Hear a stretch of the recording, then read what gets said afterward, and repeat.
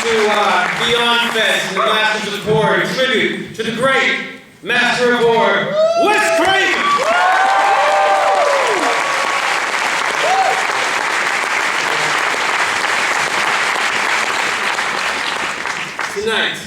Tonight, what a night. This is a wild one. So obviously, we've got the Masters of Horror in the house. They're going to talk for a little bit.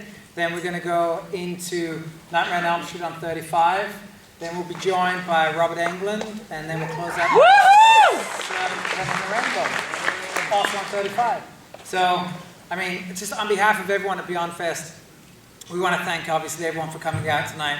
And in particular, everyone that you'll see on the panel tonight, because this is a really special night. I think it's fair to say that all of us were dramatically affected and saddened when we learned of Wes's passing. So we made it a priority to get this into Beyond Fest and to really pay homage to a great director, to a great man, and to really celebrate his work and who he was as a person. So this is really special that we've got everyone in the house tonight. So thank you.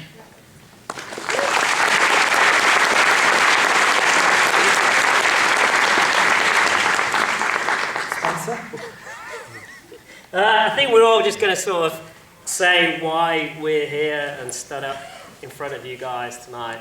And Wes Craven has like a huge relevance to all of us. I remember being 15 when Nightmare on Elm Street came out, and my friend's mother worked in a theatre and she snuck us in, and they gave us free drinks because it was a bar, because it was in England. And we got really shit-faced and scared the hell out of me, and like just absolutely blew my mind. Like it's genuinely one of the best horror movies ever made, with one of the best villains. Easily, yeah. Mine. So I'm younger than Spencer, as you can't really tell. Like 3 years. Come on. So I didn't get to see Elm Street at the theater. I got it on video. My first job was at a video store. It was the first video store in our town. I was 13 years of age. And my parents absolutely hated horror movies, but they let me watch them. But I had to get up at 6 a.m. on a Saturday morning to watch them before they woke. And I vividly remember I was watching Nightmare on Elm Street. Excuse me. I was watching Nightmare on Elm Street, and my dad walked in on it right at a point that the bed scene, blood gushing out, and my dad was like, walked in, holy shit, closed the door. Walked back out again, and I'd never looked back, so that brings me back home. You gotta and Wes was a great supporter of the American Cinematheque. He came numerous amounts of time. I don't know if any of you were at the Arrow for, he did live commentary to the film you're about to see with Mick Garris. It was an amazing evening. But I think my personal favorite moment was I programmed the all-night Arrow Horror-thon, and for some reason I thought it was a good idea in the midst of all this fun party of the Arrow Horror-thon to show Last House on the Left. And all these people walked in, smiling, having a good time, and they just all walked out like that. And then Red Grave and the Devils just destroyed. And it was a good social experiment. I'll never do that again, but it's an amazing film. Those kids' faces I'll never forget. You're a bad man. Yeah, So just in the theme of celebration, we've got one more day left at Beyond Fest, but we've got a ton of DVDs. I should call out these two because our friends at Scream Factory, they gave us the Blu-ray of People Under the Stairs and Shocker, two of Wesley's best. So who can name the best Wes Craven movie that rhymes with knocker? Shocker. There you go. Get it. Oh, that guy's asleep. There's a guy asleep over there. Okay, who can name the best Wes Craven movie that rhymes with the people under the layers? Yeah, someone over there. There you go. We have lots more DVDs, so I'm just going to start throwing them. He's got a t-shirt. I'm going to attempt to fire the t-shirt. Yeah. So you want to I have the original Nightmare on Elm Street glove from the 99-cent store. There you go. You find that first. How many releases this is our sponsor, Shutter, who helped make this all happen? They got t-shirts from them. I'm going up top.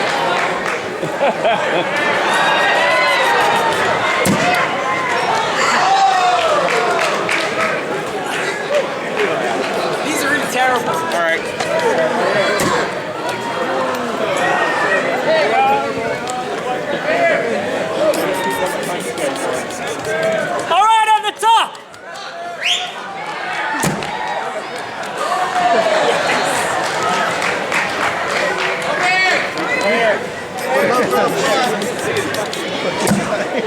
There's some more, there's some more. That's for me. That's for me. Oh, I'm gonna leave those in. Okay. All right. Hold on, Spence. Hold on. All right, guys in the balcony, are you ready to? You want to explain this? Okay. All right. So for this one, you got to yell out your favorite quote from a Wes Craven movie, and everyone's got to yell out quotes. All right. So, but okay. No, I see you waving at me. You Freddy shit. After 3. Okay. Yeah, on 3. Okay, and we need everyone in the balcony To be Come ready. On, balcony people, get ready. All right. There's one back. Yeah, there's one person. Come on. All right. All right. So you gotta. Everyone's gotta yell your favorite Wes Craven movie line on 3. You ready? 1, 2, 3.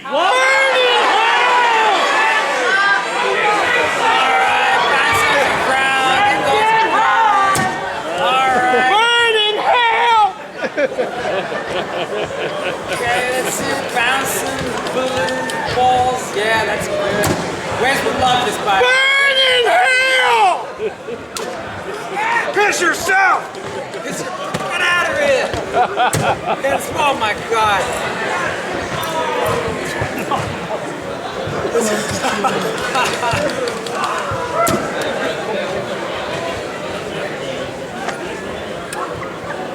That's pretty good. That's pretty good. That's pretty good. If- Okay, what did you get there, little lady? What's on your one? Right there. What does yours say? You are all my children now. You are all my children now. That's perfect. All right. Really important. No talking and texting during the movie. No bouncing beach balls around during the movie. We will find you and kill you. So, all right. With that, I think it's about time. Let's bring up the Masters of Horror.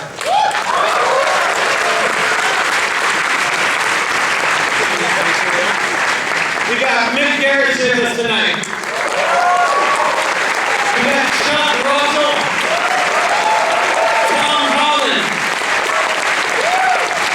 West, Joe Lynch. Ladies and gentlemen, Jonathan Craven is here tonight with us. Thank you, gentlemen.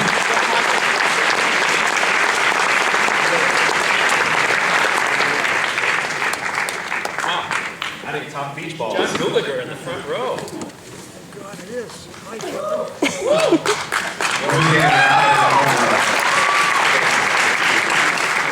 Chuck Russell's in the house. Mike is like, hi, everybody.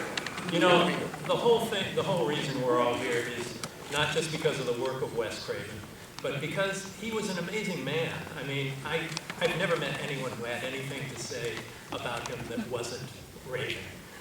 Lunatics, but raving. But seriously, we have dinners every now and then, groups of horror directors that get together just for the hell of it, because directors never work together alike. And so we do them every few months or so. And I kind of thought, I'm kind of getting tired. It's a lot of work to put them together and all that, and I was going to stop doing it. Tom and I had talked about that for a while. And we hadn't done one for about 6 months, maybe even a year. Long time. And when Wes passed, it was like we have to do at least one more. And so we put one together, and there were 35 horror directors there in that room. And it was a testament to Wes, you know, that he was really well loved. He inspired all of us. He was an incredibly intelligent and funny guy. Some of us worked with him. I did at a distance. I did an episode of Freddy's Nightmares, but don't quote me. And he did an episode of the post-mortem interview show that we did together. And he was a friend, but also a real supporter of the arts and the Cinematheque. And the great thing about the genre directors is how much they support each other. There's not a lot of backstabbing. There's not a lot of jealousy or competitiveness. And he was one of the greatest sources of that support. And so we just want to share these memories of a guy who was an amazing artist and an amazing human being. So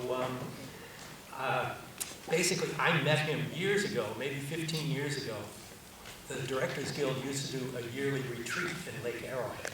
And they would have a theme, and they'd have a group of genre filmmakers. And one year the genre was horror. And Larry Cohen and Wes and I were the guests on that panel. And that's where I met him. And it was an amazing weekend that we spent together in this beautiful location. And learning what motivated him to write and knowing how much more there was on his mind. To hear him talk about Bergman and Virgin Spring in terms of Last House on the Left was revelatory for me. And, you know, that was my introduction to him. And the bond kind of grew from there, and I just feel really lucky to have been able to spend time with him. How did you meet him?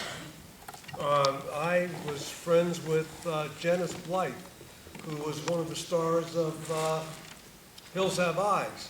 And I can't remember whether it was in pre or post-production, but I went down to the production office to pick her up, and I met Wes, and he was just a lovely man. And since I knew what he was shooting, I had a very hard time putting it together. So Chuck, your career really kind of launched from his creation. Yeah, no, I'm here to honor Wes any way we can. He was really a visionary. I got my first directing gig on Nightmare on Elm Street 3.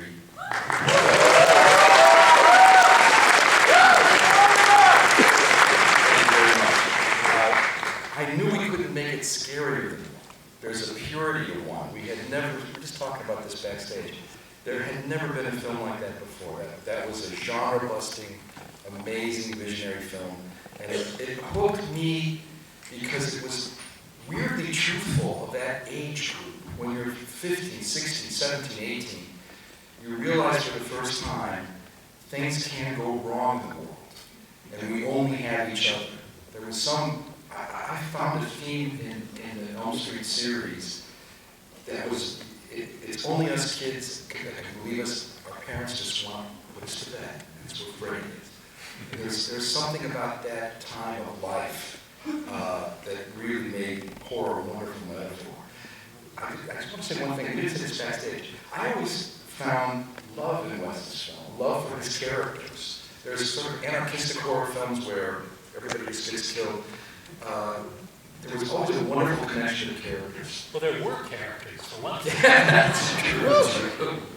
But those films were indeed right through the Scream series where I think he took horror and more into almost a comedy genre. Am I right? Yeah. I'm sorry. Well, Jonathan, you kind of grew up in the middle of his work. Wes was a guy who was not allowed to see movies as a kid. Your upbringing was kind of the opposite of that. Yeah, I was, as I was telling these guys beforehand, I grew up, while he was beginning to become a filmmaker. My parents separated right before he started making Last House on the Left, so he had us on weekends, my sister and I, and we spent weekends either on the set of Last House on the Left, not the worst parts, on the streets of the Lower East Side, in Manhattan, shooting without permits. I think in the film I had my balloon popped by Crook. And anyway, and then after that we were in the editing room, and we just grew up around having a father as a horror filmmaker, which was just regular to me. And as I was telling these guys too, Last House on the Left, when it came out, he was not embraced as a genius and a legend. There were people like you who loved what he did, but the broadest parts of society, thought of him as a maniac and as a dangerous person, and his films were considered the work of psychopath who should be locked up. So, and that's true, by the way. Yeah. So I felt very, protective of him, and I was like, he's a good guy. Just hang in. It's gonna get more interesting, and it did. Ty, what's your first memory of a Wes Craven film, or how it influenced you in your work? I feel like there was a few sort of found moments in a way. I think certainly Nightmare on Elm Street is the first Wes Craven movie I saw, which is actually fun to see it on 35 tonight. And it's a movie that I talk about a lot because I think the movie gets a lot of credit because like, we've all seen it a billion times and we're also familiar with it. But if you take a step back and you're not that familiar with it, it's like this kind of movie that, like I wish I could tell to people, like, other people can't make that movie. Like they can't even come close to trying to make that movie because it's so unique. And you know, it has this high concept idea of, you know, if you go to sleep, you're gonna die. So all of us have to go to sleep. So holy shit, that's terrifying. So what an amazingly like universal theme. But then the actual movie itself, what's so brilliant for me and was like profoundly effective for me as a filmmaker, was that it also deals with dreams. So then you can do whatever you want as a filmmaker. And that's what always been exciting to me is about horror, the genre, is that it's almost like an experimental film genre because you can do whatever you want because it's a horror movie. And Nightmare on Elm Street, I think, really like is the movie that made me feel that way because it's dreams. And Freddy can turn into a pizza and kill somebody. And that's so insane. So let's talk about 4. We've crossed that path. But actually, for me, like, some of the most memorable things are in the original Nightmare on Elm Street. The fact that they built the set upside down, and that was very inventive and technically amazing and terrifying. The fact that Freddy was this like sort of funny, bizarre, could change shapes and do all these things to where you were never safe from him. That the phone had a tongue coming out of it, and it was kind of like surreal, kind of like satirical thing to do with the claw coming out of the bathtub, getting the woman getting pulled into the little door in the house on Genesee over there. Like, all that stuff is so iconic, and it's all in the same movie. And there's like a, so that movie always been like this weird like Michael Jordan type thing, where it's like, you try, but like, I don't know, he did something that I think nobody else can do, and that movie really is a great example of it. So that was always really effective movie to me. Well, in a way, he kind of brought a Freudian, Dali-esque surrealism into. Well, there's cinema. You know what I mean? Like, there's a sense of cinema to it, and it's like, it's a really, it's an artist making that movie. He's not, it wasn't like a lowest common denominator movie. It was like truly his vision, and his vision isn't anything like anyone else's vision, and that's sadly something we don't see that much of anymore. And I think it's like if you go back and rewatch it, and tell your friends who aren't as familiar as you all are with that movie to watch it. It really is sort of an amazing achievement.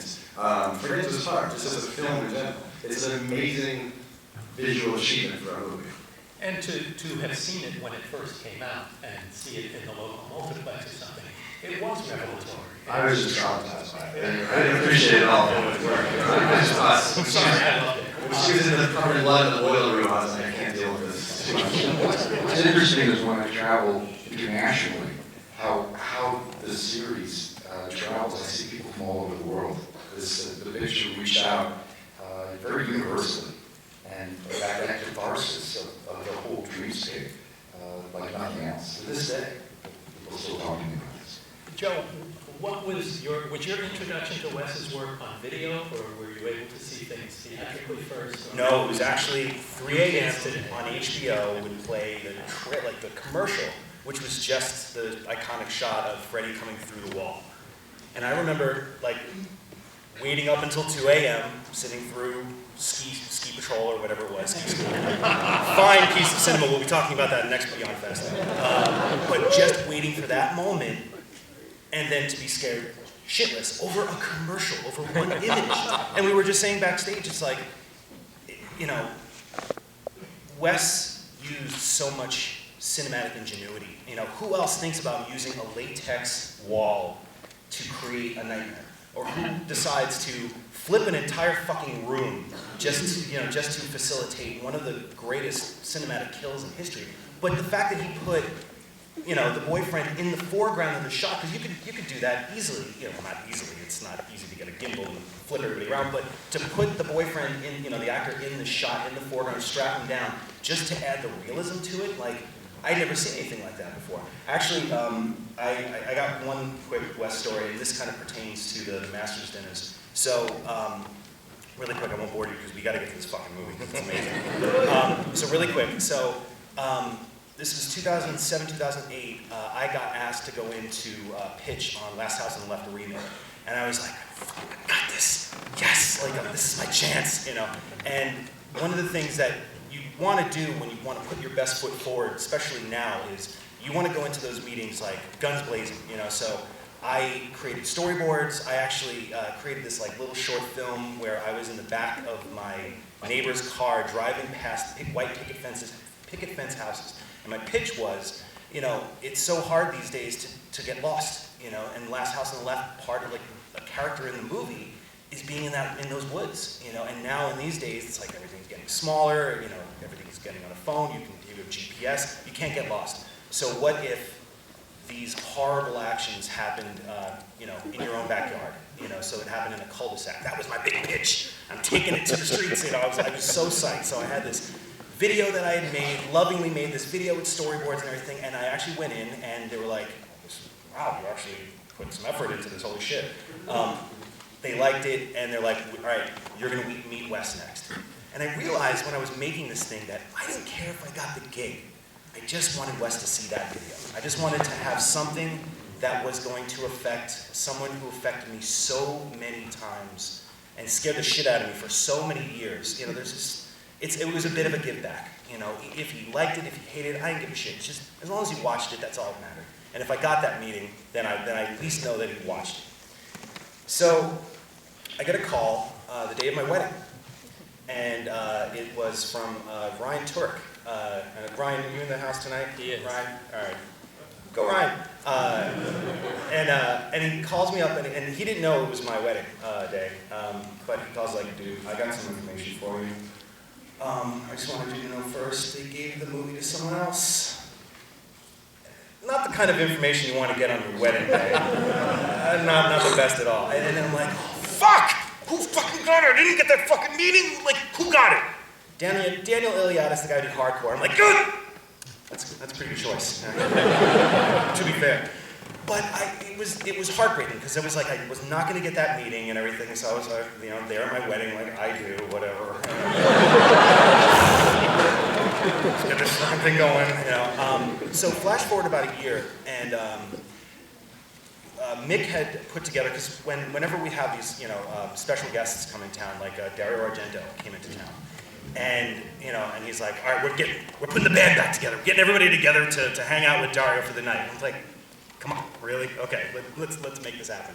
So now, you know, I've always felt very weird going to these things. I feel like, you know, this is the Masters of Horror, more like the Masturbator of Horror. I'm just sitting in the corner going like, oh my God, look at all these people here. There's Dante and Landis, and they're talking. This is nuts. So, you know, we're all there and everything, and then, you know, everyone's just kind of hanging out. I was at the Hamburger Hamlet. And, Lately lamented. yes, unfortunately.